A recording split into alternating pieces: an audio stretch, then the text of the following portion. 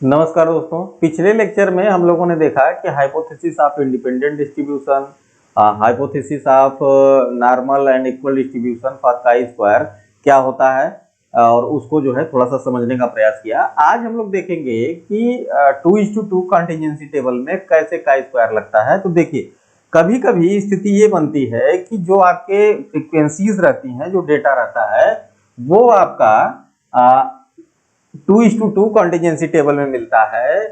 Data जो है ऐसे मिलेगा 2:2 कंटीजेंसी टेबल में।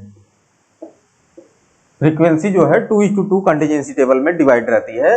तो ऐसी स्थिति में आपका काई स्क्वायर का फार्मूला जो होता है, chi square equal to FO minus FE का होल स्क्वायर अपॉन FE से काम नहीं चलता है। ठीक है, 2:2 कंटीजेंसी टेबल में जब काई स्क्वायर कैलकुलेट करते हैं तो ऐसी स्थिति में इस फार्मूले से काम नहीं चलता।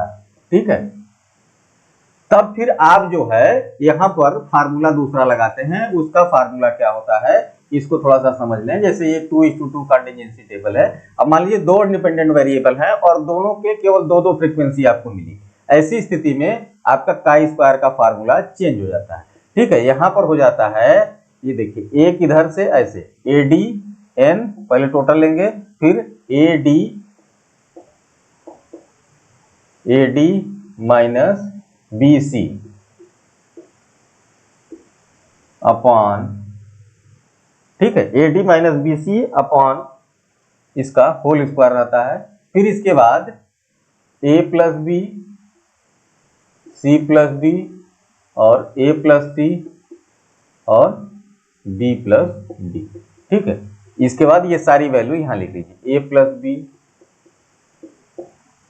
दूसरे में C प्लस D, तीसरे में A प्लस C और चौथे में B प्लस D। ठीक है, इस प्रकार से जो है ये फार्मूला काई स्क्वायर का 2:2 कंटीजेंसी टेबल में चेंज हो जाता है। ठीक, N आपका टोटल नंबर है, बाकी A B C D सारे सेल्स हैं। ठीक, अब मान लीजिए एक एग्जांपल लीजिए। मान लीजिए कि जो है दो टाइप के बच्चे हैं, एक जेंडर है और एक स्ट्रीम है।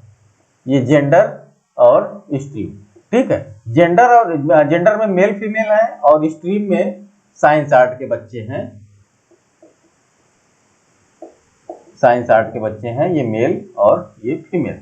ठीक, अब यहाँ पर पूछ रहा है कि जो बच्चे हैं जेंडर वाइज, मेल फीमेल और स्ट्रीम वाइज आपके साइंस आर्ट में, तो जेंडर और स्ट्रीम एक दूसरे से स्वतंत्र है या नहीं, एसोसिएशन है या नहीं, उसमें हाँ संबंध है या नहीं। तो ऐसी स्थिति में काई स्क्वायर टेबल यहाँ पर लगती है। अब जैसे मान लीजिए इसने पूछ लिया, अब जैसे इसको थोड़ा सा एग्जांपल से देखें। मान लीजिए ये जेंडर, ठीक है, जेंडर में ये मेल हो गया, ये फीमेल हो गया, और ये स्ट्रीम है, मान लीजिए स्ट्रीम साइंस और आर्ट। ठीक,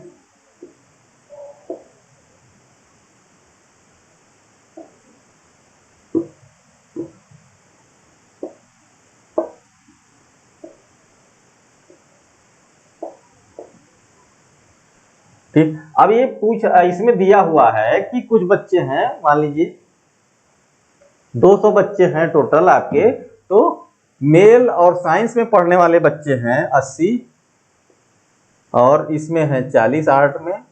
फीमेल जो साइंस पढ़ रही हैं वो 30 है और इसमें है 50। ठीक है, अब ये पूछ रहा है कि क्या जो है जेंडर और स्ट्रीम एक दूसरे से संबंधित है या नहीं, एसोसिएटेड है या नहीं।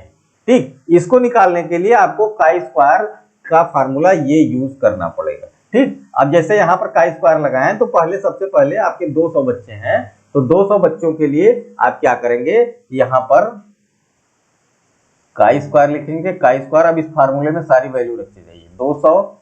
अब ए देखिए कितना है, इसको मान लीजिए A, इसको मान लीजिए B, इसको मान लीजिए C, इसको मान लीजिए D। ठीक है, अब देखिए तो यहाँ पर सारी चीजें क्लियर हो गई। 80 इंटू 40 माइनस ये है आपका 30 गुणे 50 का होल स्क्वायर अपॉन ए प्लस बी, अब देखें ए प्लस बी क्या है 80 और प्लस 40, इसके बाद सी प्लस डी, सी और प्लस डी, ठीक है 30 और प्लस 50, इसी तरीके से सी प्लस डी, सी, अच्छा सी प्लस डी हो गया, इसके बाद ए प्लस सी, ए और प्लस सी 80 और 30, 80 प्लस 30, और यहां पर आपका लास्ट है बी प्लस डी, तो 50 और प्लस 40, ठीक है। अब यहां पर देखिए तो इसको अगर सॉल्व करेंगे तो इसकी वैल्यू आपकी आई है काई स्क्वायर की 16.948, ठीक है। इसको सॉल्व करेंगे तो ये वैल्यू आई है। अब यहां पर देखिए अगर आप जो है यहां पर इसकी जो है वो देखेंगे टेबल, तो डिग्री ऑफ फ्रीडम यहां पर क्या हो जाएगा 1 हो जाएगा। 1 पर देखेंगे 0.05 पे, क्योंकि देखिए दो ही कॉलम है तो k-1, ठीक है। डिग्री ऑफ फ्रीडम 1 पे देखेंगे तो इसकी वैल्यू आई है 0.05 पे 384, ठीक है। अब देखिए ये 384 है, ये 16.948 है, तो ऐसी स्थिति में आपकी नल हाइपोथेसिस रिजेक्ट हो जाएगी, यानी जो है दोनों में संबंध आप बताएंगे कि जेंडर और स्ट्रीम में संबंध है। तो इस प्रकार से 2:2 कंटीजेंसी टेबल का स्क्वायर सॉल्व किया जाता है। अब इसी में एक और बचा हुआ है एड्स करेक्शन, छोटा सा है। एड्स करेक्शन क्या होता है,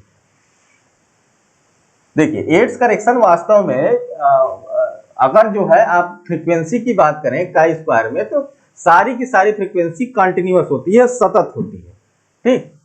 एड्स करेक्शन, एड्स करेक्शन, ठीक है। जो फ्रीक्वेंसी होती है वो सतत होती है, कंटिन्यूअस होती है,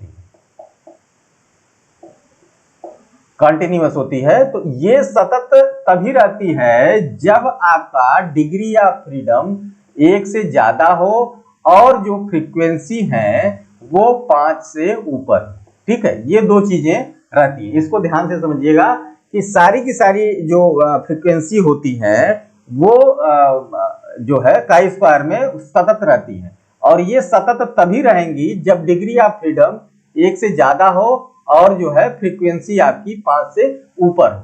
लेकिन अगर जो है फ्रीक्वेंसी डिग्री ऑफ फ्रीडम 1 से और 5 से नीचे है फ्रीक्वेंसी, तो ऐसी स्थिति में काई स्क्वायर ओवर एस्टिमेट हो जाता है, ज्यादा बताता है, ओवर एस्टिमेट हो जाता है, ज्यादा बताने लगता है, ठीक है। काई स्क्वायर की वैल्यू ज्यादा आने लगती है कैलकुलेशन पे। ऐसी स्थिति में आप काई स्क्वायर में या EFE में जो एक्सपेक्टेड फ्रीक्वेंसी है उससे 0.50 जो है डिक्रीज करते हैं, घटा देते हैं, माइनस कर देते हैं, ठीक। तो फार्मूला क्या हो जाता है काई स्क्वायर का ऐसी स्थिति में, chi square equal to FO minus FE का whole square minus 0.5 upon FE, ठीक है। ये फार्मूला हो जाता है काई स्क्वायर का जब एड्स करेक्शन करते हैं। एड्स ने इस करेक्शन को बताया था 1935 में, इसलिए इसको एड्स का सततता करेक्शन या एड्स करेक्शन ऑफ कंटिन्यूटी बोला जाता है,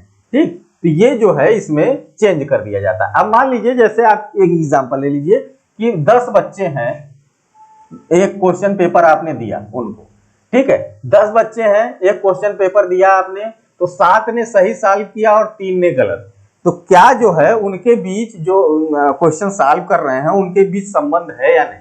ऐसी स्थिति में मान लीजिए 10 बच्चे हैं,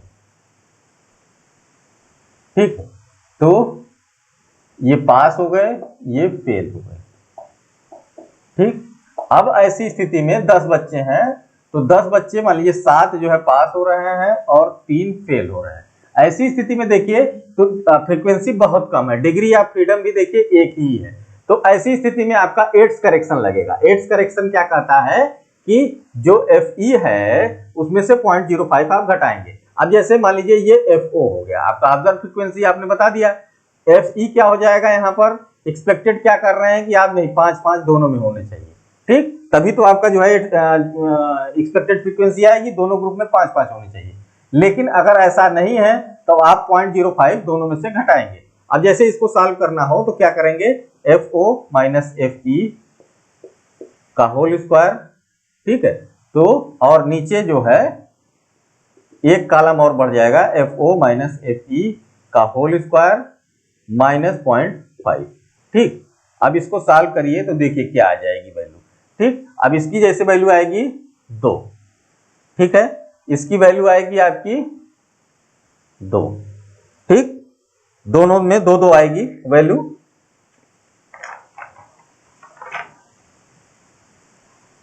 ठीक, दोनों में 2 वैल्यू आई है। और इसका जो है वर्क करना है तो ये हो जाएगा आपका 4, ये हो जाएगा 4। अब माइनस 0.5 करना है, माइनस 0.5, इसमें भी माइनस 0.5। ठीक है, अब ये क्या हो जाएगा 1.5, ये हो जाएगा 1.5।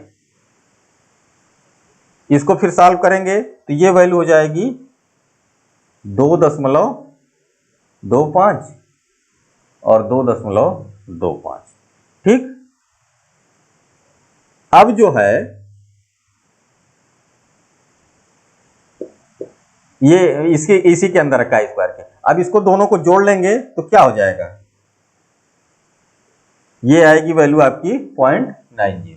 ठीक, तो इस प्रकार से जो है ये करेक्शन, एड्स करेक्शन किए जाते हैं किसी भी जो है जब आपकी जो है फ्रीक्वेंसी छोटी हो, डिग्री ऑफ फ्रीडम कम हो। ठीक, तो ये है एड्स करेक्शन। अब इसके बाद हम दूसरे जो है टॉपिक पे चलेंगे नेक्स्ट लेक्चर में कि मैकमीनार टेस्ट या जो है मैन विटनी टेस्ट वगैरह क्या है, उसको थोड़ा समझने का प्रयास करेंगे। तब तक के लिए थैंक यू।